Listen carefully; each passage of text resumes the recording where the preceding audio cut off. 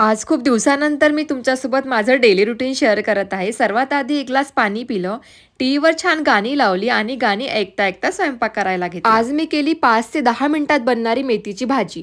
खूप जणांना मेथीची भाजी आवडत नाही कारण यामध्ये थोडा कडवटपणा असतो. त्यासाठी मी तुम्हाला एक सोपा पर्याय सांगणार आहे. त्यामुळे मेथीमधला कडवटपणा पण कमी होईल आणि चवीला पण चांगली लागणार. त्यासाठी आपल्याला मेथी प्लस मुगाची डाळ असं कॉम्बिनेशन बनवायचं आहे. त्यासाठी मी इथे मुगाची डाळ रात्रीच भिजत घातली होती. त्यानंतर कढईत तेल टाकलं. तेल गरम झाल्यावर जिरे, लसूण, हिरवी मिरची आणि कांदा घालून छान गोल्डन ब्राऊन होईपर्यंत परतून घेतलं. त्यात 2 सुकल्या लाल मिरच्या घातल्या, त्यामुळे भाजीला चांगली चव येते. मग त्यामध्ये हळद, तिखट आणि चवीनुसार मीठ घातलं आणि मुगाची डाळ.